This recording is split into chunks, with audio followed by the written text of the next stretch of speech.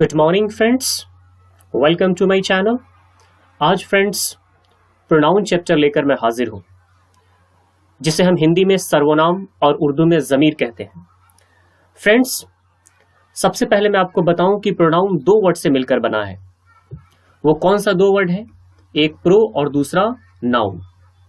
Pro एक Latin language से लिया गया वर्ड है जिसकी मीनिंग होती है स्टैंड फॉर, और नाउन एक लैटिन वर्ड से लिया गया वर्ड है जिसका मीनिंग होता है नेम। और जब इस दोनों वर्ड को एक साथ मिलाया जाता है तब इसे हम कहते हैं प्रोनाउन, यानी सर्वनाम। अगर अब बात करें सर्वनाम की, तो सर्वनाम भी दो वर्ड से मिलकर बना है, एक सर्व और दूसरा नाम। सर्व एक हिंदी वर्ड है जिसका मीनिंग होता है के बदले में या के की जगह पर। किस चीज की जगह पर? नाम की जगह पर। तो नाम की जगह पर जो वर्ड इस्तेमाल किया जाता है उसे हम सर्वनाम कहते हैं, जिसे हम इंग्लिश में प्रोनाउन भी कहते हैं और वहीं इसे उर्दू में ज़मीर कहते हैं। तो पता क्या चला, लैंग्वेज बदल जाती है पर कॉन्सेप्ट हर जगह एक ही रहता है। आप चाहे जिस मीडियम के स्टूडेंट क्यों ना हो, आप हिंदी के मीडियम को हो या इंग्लिश के हो, आप सिर्फ समझने की कोशिश कीजिए कि ये प्रोनाउन है क्या, सर्वनाम कहते किसे हैं, ज़मीर कहते किसे हैं। अगर आप कॉन्सेप्ट समझ जाते हैं तो आपको कभी भी दिक्कत नहीं होने वाली है। तो पहला कॉन्सेप्ट आपको क्लियर हो गया कि प्रोनाउन किस वर्ड से बना है और इसका मीनिंग क्या होता है। यानी पता क्या चला कि वो सारे वर्ड जो किसी नाउन के बदले में इस्तेमाल किया जाता है उसे हम प्रोनाउन कहते हैं, क्योंकि प्रो का मतलब है stand for. Stand for means के बदले में आना या की जगह पर आना। तो किस चीज की जगह पर? नाउन की जगह पर जो वर्ड इस्तेमाल किए जाते हैं उसे हम प्रोनाउन कहते हैं, यानी उसे सर्वनाम कहते हैं। जैसा कि आपको नाउन क्या होता है मैंने इसे पहले वाले वीडियो में बता रखा है। अगर आपको मालूम नहीं हो, अगर कंफ्यूजन हो, तो आप इस वीडियो को पहले देख लें, फिर इस वीडियो को कंटिन्यू करें। और इस वीडियो में मैं 5 प्रोनाउन को बताने वाला हूं, तो बराए मेहरबानी इस वीडियो को आखिर तक देखें और 5 प्रोनाउन की पूरी कॉन्सेप्ट को समझने की कोशिश करें, ताकि आपको कभी भी कोई दिक्कत ना होगी। ओके, जब हम लोग इसे देखते हैं डेफिनेशन की तरफ, तो डेफिनेशन कुछ इस कदर है। A word which is used instead of a noun is called pronoun. एक वर्ड जिसे एक नाउन के बदले में इस्तेमाल किया जाता है उसे हम प्रोनाउन कहते हैं। ये सारे के सारे वर्ड प्रोनाउन है। अब नेक्स्ट क्वेश्चन यहाँ पर ये है, एक सवाल ये उठता है कि हम प्रोनाउन क्यों पढ़ते हैं? Why we study pronoun? Why we study pronoun? हम लोग क्यों प्रोनाउन पढ़ते हैं? Why do we use pronoun? और इसे क्यों इस्तेमाल करते हैं? तो इसका आंसर है repetition makes life boring। दोस्तों, एक ही जैसा चीज अगर बार बार मिले, इवन अपने लाइफ में भी अगर एक ही जैसा सिचुएशन बार बार आता हो, डिफिकल्टी से भरा हुआ, प्रॉब्लम से भरा हुआ, तो लोग परेशान हो जाते हैं। सिमिलरली ग्रामर की कॉन्सेप्ट में भी कुछ ऐसा ही। हमें नाउन के रिपीटेशन से बचने के लिए प्रोनाउन का इस्तेमाल किया जाता है, क्योंकि बार बार अगर एक ही वर्ड को किसी सेंटेंस में इस्तेमाल किया जाता है तो उस सेंटेंस की जो खूबसूरती है वो खराब हो जाती है। इस वजह से हमें प्रोनाउन यूज करना पड़ता है। अगर आप प्रोनाउन नहीं यूज करते हैं और बार बार किसी भी नाउन को रिपीट कर देते हैं, तो ऐसे सिचुएशन में जो पहला वर्ड आप इस्तेमाल कर रहे होंगे वो सही माना जाएगा, बाकी जो 2 बार आप यूज कर रहे हैं वो सब गलत माना जाएगा। जैसा कि पहला एग्जाम्पल में आप देख पा रहे हैं, अमर इज माई स्टूडेंट, और फिर उसी के बारे में जब दूसरा सेंटेंस कहना है तो फिर अमर लिव्स इन दिल्ली, तो फिर से मैंने अमर कहा और तीसरे सेंटेंस में भी मैंने अमर का इस्तेमाल किया। एक नाम को मैंने 3 बार यूज कर दिया। ये सेंटेंस हमारा गलत माना जाएगा, ये भी सेंटेंस गलत माना जाएगा। इसे सही करने के लिए इसके बदले की जो प्रोनाउन होगी वो हमें इस्तेमाल करना पड़ेगा। तो प्रोनाउन क्यों यूज करते हैं? तो उसका सबसे बड़ा जवाब यही है कि सेंटेंस की खूबसूरती को बरकरार रखने के लिए और करेक्ट फॉर्म में लिखने के लिए हम प्रोनाउन का स्टडी करते हैं, ज़मीर का स्टडी करते हैं। क्योंकि अगर आप एक ही वर्ड को बार बार यूज करेंगे तो सेंटेंस बिल्कुल भद्दा नजर आएगा, बिल्कुल खराब नजर आएगा। उसी तरह जब हम देखें नेक्स्ट एग्जाम्पल को, यहाँ पर सिमरन और सिमरन 2 बार यूज कर दिया गया है। सपोज कर लेते हैं कि सिमरन एक किसी भी गर्ल का नाम है। सिमरन इज एन इनोसेंट गर्ल। सिमरन एक मासूम लड़की है। और फिर उसी के बारे में कहना था कि सिमरन 11th स्टैंडर्ड में पढ़ती है, तो फिर से सिमरन कहने की जरूरत नहीं है। कि गर्ल्स के लिए हमारे पास एक प्रोनाउन तो यूज करने के लिए आता ही है, शी। तो she reads in 11th standard, तब सेंटेंस सही होगा, अभी ये सेंटेंस गलत है। तो आप ये भी समझ गए कि क्यों पढ़ते हैं। अब सबसे इंपॉर्टेंट काइंड्स ऑफ प्रोनाउंस। वैसे तो काइंड्स ऑफ प्रोनाउन टोटल 13 होता है, लेकिन 10 उसमें से बहुत इंपॉर्टेंट है, जो 10 आपको मैं बताऊंगा एक एक करके। और आज की क्लास में 5 इंपॉर्टेंट प्रोनाउन को मैंने लिया है। आज सबसे पहले मैं आपको बताऊंगा पर्सनल प्रोनाउन के बारे में। पर्सनल प्रोनाउन, जिसे हम हिंदी में व्यक्तिवाचक सर्वनाम भी कहते हैं, ये कौन सा प्रोनाउन होता है जिसे हम पर्सनल प्रोनाउन कहते हैं। तो दोस्तों एक बात बहुत क्लियर है कि जो पर्सनल प्रोनाउन है बिल्कुल लिमिटेड है, सिर्फ और सिर्फ 7 वर्ड ही होता है। इसका कॉन्सेप्ट ये है कि ये पर्सनल प्रोनाउन तभी यूज करते हैं जब किसी एक खास नाउन के बारे में बात हो रही होती है, तभी इसका इस्तेमाल करते हैं। जैसा कि एग्जाम्पल से आप देख पा रहे होंगे, रोहन इज कमिंग हेयर। मैं कह रहा हूं कि रोहन यहाँ आ रहा है, और उसी के लिए अगला सेंटेंस हमें यूज करना था, और रोहन के लिए मैंने यूज किया he will give us money. कौन पैसा देगा? रोहन पैसा देगा। एक्चुअली ही इसलिए यूज करते हैं जो किसी भी स्पेसिफिक नाउन के लिए यूज किया जाता है, यानी पर्सनल प्रोनाउन वही यूज करते हैं जहां किसी खास नाउन के बदले उसे इस्तेमाल किया जाता है। डेफिनेशन आपके सामने है, उसे अभी आप देख सकते हैं, लेकिन ज्यादा से ज्यादा कॉन्सेप्ट पे फोकस करें। डेफिनेशन के लिए बुक अवेलेबल है, आप बुक की स्टडी कर सकते हैं, लेकिन मेरी कोशिश है कि मैं अपने वीडियो के माध्यम से आपके कॉन्सेप्ट को बिल्कुल क्लियर करने की कोशिश कर रहा हूं। आप मेरा साथ दें और समझने की कोशिश करें। तो ये था हमारा पर्सनल प्रोनाउन का कॉन्सेप्ट। दूसरा एग्जाम्पल अगर हम देखें, this chair is made of would. ये जो चेयर है लकड़ी की बनी हुई है, और इसी चेयर के लिए मैंने इस्तेमाल क्या किया, यहां पर एक वर्ड मैंने यूज किया, इट इज वेरी कॉस्टली। ये बहुत कीमती है। इट किसके लिए यूज किया गया? दिस चेयर के लिए। तो स्पेसिफिक नाउन के बदले में जो इस्तेमाल किया जाता है वर्ड, उसे ही हम पर्सनल प्रोनाउन कहते हैं। ये हो गया पर्सनल प्रोनाउन का इस्तेमाल कहाँ करते हैं, और ये पर्सनल प्रोनाउन कितने होते हैं ये पता चला। तो कितने का लिए आपके पास सिर्फ और सिर्फ ये 7 वर्ड है जो पर्सनल प्रोनाउन माने जाते हैं और होते भी हैं। अब नेक्स्ट अगली बात ये आती है कि पर्सनल प्रोनाउन के बारे में और भी कुछ स्टडी करना है। तो हाँ फ्रेंड्स, और भी बहुत स्टडी करने की जरूरत है। वो सबसे इंपॉर्टेंट चीज जरूरत ये है कि forms of personal pronoun, personal pronoun के कितने फॉर्म्स होते हैं, ये बहुत इंपॉर्टेंट है। आप इंग्लिश की दुनिया में अगर एबीसी भी आपको नहीं मालूम, इसकी बेसिक नॉलेज भी नहीं मालूम, तो कोई फर्क नहीं पड़ता। हमारे इस लेक्चर की सीरीज को आप कंटिन्यू कीजिए। मैं एश्योर करता हूं कि मैं आपको सिखाऊंगा। इंग्लिश लैंग्वेज आसान है और मैं इसे आसान आपके लिए बनाऊंगा।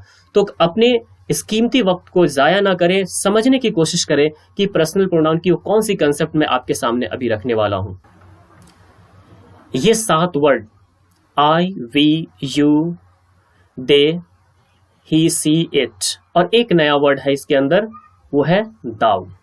मैं श्योर हूं कि शायद आप इसे नहीं भी जान रहे होंगे। कुछ लोग तो जान रहे होंगे और बहुत सारे लोग अननोन होंगे इसके बारे में। ऐसा लग रहा हो कोई नया इंग्लिश का वर्ड है, तो इसे परेशान होने की जरूरत नहीं। अभी मैं बता रहा हूं ये है क्या।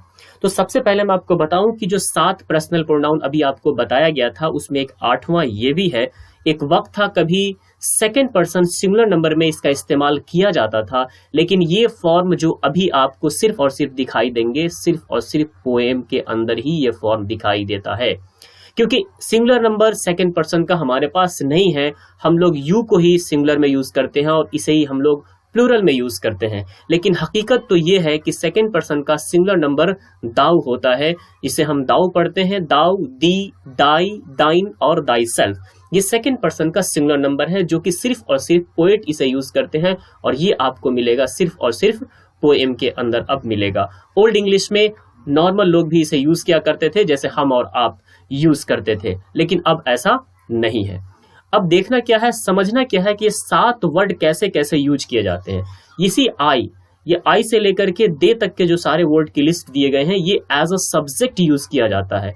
किसी भी सेंटेंस में एज अ सब्जेक्ट काम करेगा, और ये जो है ऑब्जेक्टिव केस, और ये एज अ ऑब्जेक्ट इसे इस्तेमाल करते हैं। तो यहाँ फर्क ये पड़ता है, यहाँ पे एक सवाल उठता है कि सब्जेक्ट किसे कहते हैं। सेंटेंस के अंदर जो कुछ कहता है या जो कुछ करता है, यानी अहम रोल अदा करता है, उसे हम सब्जेक्ट कहते हैं, और उस पर जिसकी असर पड़ता है उसे हम ऑब्जेक्ट कहते हैं। तो इसका इस्तेमाल हम ऑब्जेक्टिव केस में करते हैं और इसका इस्तेमाल हम लोग सब्जेक्टिव केस में करते हैं।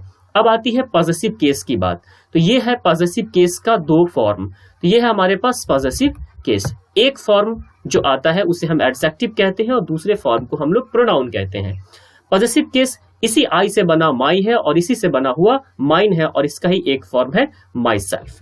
तो जाने हम लोग इसको कि पॉजेसिव एडजेक्टिव इतने फॉर्म्स है, ये एडजेक्टिव्स के फॉर्म में इस्तेमाल किए जाते हैं और ये प्रोनाउन के फॉर्म्स में, और इसे हम लोग रिफ्लेक्सिव और एम्फैटिक प्रोनाउन में, जो कि नेक्स्ट स्लाइड में आपको मिलने वाला है, आप देखेंगे कि रिफ्लेक्सिव प्रोनाउन किस तरह से इस्तेमाल किए जाते हैं। तो मेरा एक रिक्वेस्ट है आपसे कि ये सारे फॉर्म आपको याद रहने चाहिए कि आई का ऑब्जेक्ट क्या होता है, इसकी एडजेक्टिव क्या होती है, प्रोनाउन फॉर्म क्या होती है और रिफ्लेक्सिव और एम्फैटिक प्रोनाउन फॉर्म क्या होती है।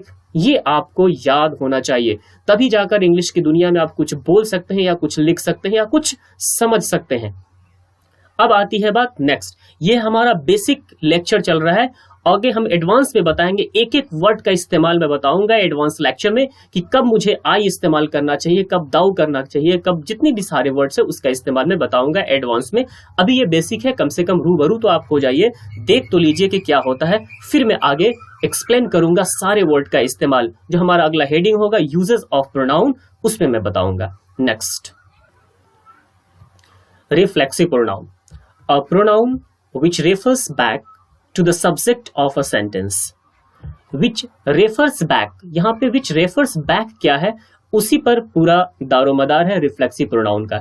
इसलिए रिफ्लेक्सिव प्रोनाउन को समझने के लिए आप इस वर्ड को समझे, which refers back to the subject of a sentence। अगर कुछ भी कहा जाएगा वो सेंटेंस के सब्जेक्ट की तरफ उसको बैक कर देगा, उसके सेंस को। वो कितने सारे वर्ड है जिसको रिफ्लेक्सिव प्रोनाउन कहेंगे, ये हमारे पास वर्ड है, ये सारे के सारे वर्ड हमारा ये रिफ्लेक्सिव प्रोनाउन है। योरसेल्फ आप देख रहे होंगे दो अंदाज में लिखा गया है, ये सिंगुलर है और ये प्लूरल फॉर्म है। अब देखते हैं कि इसका इस्तेमाल किस तरह से होगा, कैसे समझेंगे कि रिफ्लेक्सिव है और कैसे समझेंगे कि इम्फैटिक है, क्योंकि यही सारे के सारे वर्ड इम्फैटिक प्रोनाउन भी होते हैं और यही रिफ्लेक्सिव भी होते हैं। तो पहले तो ये समझे कि रिफ्लेक्सिव क्या था, वो देखिए इम्फैटिक क्या होता है। Emphatic pronoun, when the words of reflexive pronoun are used to put emphasis on a particular noun, they are called emphatic pronoun. क्या समझे आप? कहा जाता है कि when the words of reflexive pronoun, जब reflexive pronoun के word का इस्तेमाल are used to put, जब उसको इस्तेमाल किया जाता है क्या करने के लिए, to put emphasize on a particular noun, कोई एक खास नाउन के ऊपर emphasize करने के लिए, to put emphasize जोड़ देने के लिए, तो उन्हीं सारे वर्ड को यानी उसी रिफ्लेक्सिव प्रोनाउन को क्या कहते हैं, emphatic प्रोनाउन कहा जाता है। जोड़दार वाचक सर्वनाम कहते हैं, emphatic प्रोनाउन कहते हैं। कब? जब उसी रिफ्लेक्सिव प्रोनाउन को किस लिए यूज किया जाता है, किसी सेंटेंस में इम्फसाइज करने के लिए जब किया जाता है। किस चीज को इम्फसाइज करेगा, कोई एक पर्टिकुलर नाउन को, तो उसी वर्ड को हम कहेंगे emphatic pronoun. Reflexive and emphatic pronouns. Reflexive pronoun, he writes himself, he himself writes. फर्क क्या है जरा देखें, यहां पर हिमसेल्फ लास्ट में है और यहां पर हिमसेल्फ ये वर्ब से ठीक पहले है। इसका बेसिक डिफरेंस ये है कि ये वर्ब से ठीक पहले होता है और ये सेंटेंस के वर्ब के ये बाद होता है। पहला फर्क तो ये है। जब हम इसकी मीनिंग को देखें तो मीनिंग में भी बहुत बड़ा फर्क आएगा। जब रिफ्लेक्सिव प्रोनाउन की बात आएगी, ही राइट्स हिमसेल्फ, यानी इसकी मीनिंग हो गई वह स्वयं लिखता है या वह खुद लिखता है। एक ये सिंपल सा सेंटेंस है, सिर्फ रिफ्लेक्ट कराया। मैंने आपको पहले कहा था which refers back to the subject, refers back, back क्या किया, वह लिखता है, लेकिन लिखता तो है लेकिन वह खुद लिखता है। सेंटेंस में क्या कह रहा है, he writes himself, कोई और नहीं लिखता, he writes himself, यानी यहां आने के बाद सेंटेंस की मीनिंग फिर टर्न होकर के ही के ऊपर आ जाता है, यानी वह खुद लिखता है। अगर हम इसकी बात करें, she sings herself, यानी वह खुद गाती है। I hurt myself, मैंने खुद को चोट पहुंचाया। He abused himself, वह खुद को गाली दी। he abused himself, वह अपने आप को गाली दिया। आगे देखते हैं, जब इस सेंटेंस में अगर इम्फैटिक वे में यूज किया जाए, यानी ये सारे के सारे वर्ड रिफ्लेक्सिव भी है और इम्फैटिक भी है। फर्क सिर्फ इतना है कि कब ये रिफ्लेक्सिव होगा, कब इम्फैटिक, इसके प्लेस के ऊपर डिपेंड करता है। जब ये वर्ब के बाद होता है तो रिफ्लेक्सिव होता है और जब ये वर्ब से पहले होता है तो ये इम्फैटिक होता है। जैसा अब इसकी मीनिंग में भी बहुत बड़ी चेंजेस आ जाती है, वो यूं, ही हिमसेल्फ राइट्स, यानी वह खुद ही तो लिखता है। शी हरसेल्फ सिंग्स, वह खुद ही तो गाती है। आई माई सेल्फ हर्ट्स, मैंने ही तो खुद को चोट पहुंचाया। ही हिमसेल्फ अब्यूज्ड, वह खुद को ही तो गाली दिया। एक्चुअली क्या समझे आपने कि ये है हमारा इम्फेटिक और रिफ्लेक्सिव प्रोनाउन में डिफरेंस। तो ख्याल रखें कि ये बहुत ही इजी है और बहुत यूजफुल कॉन्सेप्ट है। सिंपल सा सेंटेंस अगर आपको कहना है कि मैं पढ़ता हूं, आप कहते हैं आई रीड, लेकिन आपको ऐसा कहना है कि मैं पढ़ता ही तो हूं। आपको एक और स्ट्रक्चर खोजने की जरूरत नहीं है, मैं पढ़ता ही तो हूं। आप क्या करो, आप इसे इम्फेटिक वे में यूज कर दीजिए। आई माई सेल्फ रीड, मैं पढ़ता ही तो हूं, यानी ही तो हूं। एक्चुअली जो हिंदी हम लोग बोलते हैं, this is the sense of emphatic. यही हमारा इम्फेटिक का सेंस है, इम्फसाइज करने का तरीका है। और जब आप वर्ब के पहले यूज करते हैं तो उसे हम इम्फेटिक कहते हैं, जब वर्ब के बाद लिखते हैं तो उसे हम रिफ्लेक्सिव कहते हैं। नेक्स्ट अब देखते हैं अगला प्रोनाउन को समझने की फिर कोशिश करें। डेमोन्स्ट्रेटिव प्रोनाउन, जिसे हम निश्चयवाचक सर्वनाम भी कहते हैं। डेमोन्स्ट्रेटिव प्रोनाउन वैसे प्रोनाउन को कहते हैं जो एक नाउन को डेफिनिट वे में शो करेगा। ये 4 वर्ड है जिसे हम डेमोन्स्ट्रेटिव प्रोनाउन कहते हैं। This, that, this, those. लेकिन यहां पर एक कॉन्सेप्ट है कि दिस और दैट को हम सिंगुलर कंसीडर करते हैं और ये सिंगुलर ही रहता है और अपने साथ सिंगुलर वर्ब लेता है। दिस और दोज प्लूरल फॉर्म में इस्तेमाल किए जाते हैं और इसके साथ हमेशा प्लूरल वर्ब का इस्तेमाल किया जाता है, यूज किया जाता है। अब आती है बात कि ये जो 4 वर्ड आपको बताया गया था, दिस, दैट, दिस, दोज, ये 4 वर्ड डेमोन्स्ट्रेटिव प्रोनाउन भी है और डेमोन्स्ट्रेटिव एडजेक्टिव भी है। कैसे हैं, एग्जाम्पल की हेल्प से देखते हैं और समझने की कोशिश करते हैं। जैसे ये देखिए सेंटेंस, यहां पर दिस इज माई बुक। यहां पर दिस इज माई बुक के बाद नोटिस करने की बात यहां पर यह है कि दिस के बाद यहां पर इज एक वर्ब है और दिस के बाद यहां आर एक वर्ब है। वही जब दूसरी तरफ देखते हैं तो यहां पर दिस के बाद बुक एक नाउन है, दिस के बाद एक बुक्स यहां पर नाउन है, यहां पर नाउन और यहां पर वर्ब। यही फर्क है डेमोन्स्ट्रेटिव प्रोनाउन और डेमोन्स्ट्रेटिव एडजेक्टिव में। अगर ग्रामर की सेंस से अगर मैं बात करूं तो यहां पर दिस को डेमोन्स्ट्रेटिव प्रोनाउन कहा जाएगा और यहां पर इसी दिस को डेमोन्स्ट्रेटिव एडजेक्टिव कहा जाएगा। तो याद रखें कि जब आपको फाइंड आउट करना हो, अगर एकेडमिक लाइफ में आप जी रहे हैं, स्टूडेंट है, एग्जामिनेशन की क्वेश्चंस बना रहे हैं, बुक का क्वेश्चन बना रहे हैं और आपको वहां पर डेमोन्स्ट्रेटिव एडजेक्टिव तलाशना है, तो अगर दिस, दैट, दिस, दोज, अगर ये 4 वर्ड के बाद अगर आपको नाउन मिल जाए तो इसे हम डेमोन्स्ट्रेटिव एडजेक्टिव कहेंगे और वहीं जब वर्ब मिल जाए तो इसे हम डेमोन्स्ट्रेटिव प्रोनाउन कहेंगे। तो ये था हमारा फर्क दोनों में। अब आती है बात दिस का इस्तेमाल कहाँ करते हैं और दैट का इस्तेमाल कहाँ करते हैं दोस्तों। तो दिस का इस्तेमाल हम लोग नजदीक की चीजों के लिए करते हैं और दैट का इस्तेमाल दूर की चीजों के लिए करते हैं। तब करते हैं जब हमें इशारा देकर बात करने की जरूरत पड़ती है। वैसे बहुत सारे कॉन्सेप्ट है, ये हमारा बेसिक लेक्चर है, इसलिए बस सिर्फ इंट्रो ही। आगे नेक्स्ट एडवांस में सारे यूजेस बताए जाएंगे, कितने स्पेसिफिक यूज। रेसिप्रोकल प्रोनाउन, ये क्या होता है? इसे हम हिंदी में विलोम सूचक सर्वनाम भी कहते हैं। इसका कॉन्सेप्ट क्या है कि 2 और मोर देन 2 नाउन्स, 2 या 2 से ज्यादा नाउन के बीच रिलेशन या कॉन्ट्राडिक्शन के लिए इसका इस्तेमाल किया जाता है।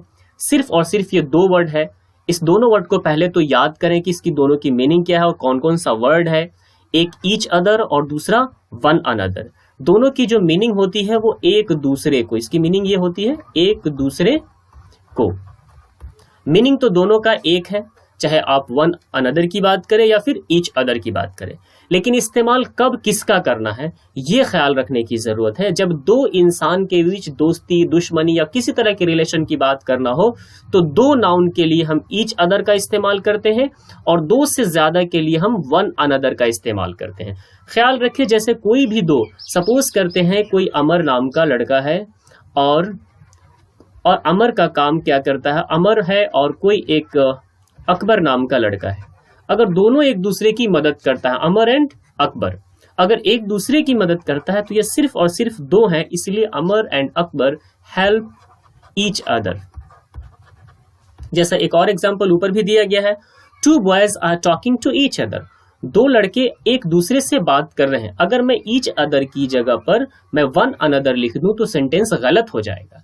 इसलिए ख्याल रखें कि ईच अदर और वन अदर दोनों की मीनिंग एक दूसरे को ही होता है, लेकिन इसका इस्तेमाल सिर्फ और सिर्फ दो के बीच के लिए करेंगे, और दो से ज्यादा हो नाउन्स तो उसके बीच हम लोग वन अनदर का इस्तेमाल करेंगे।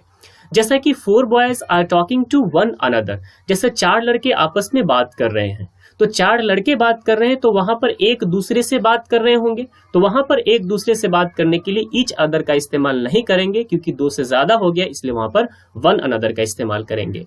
तो ये था हमारा रेसिप्रोकल प्रोनाउन का कॉन्सेप्ट, ईच अदर और वन अनदर का। इसी के साथ हमारा ये फर्स्ट पार्ट प्रोनाउन का कंप्लीट होता है, और अगली पार्ट में हम बाकी के 5 जो काइंड्स है प्रोनाउन के उसको लेकर आएंगे। और इस पार्ट को देखने के लिए बहुत बहुत शुक्रिया। अगर आपको इस वीडियो के रिगार्डिंग किसी तरह की कोई क्वेश्चन, कोई सवाल, कोई सजेशन, तो हमें कमेंट बॉक्स में दे सकते हैं। शुक्रिया।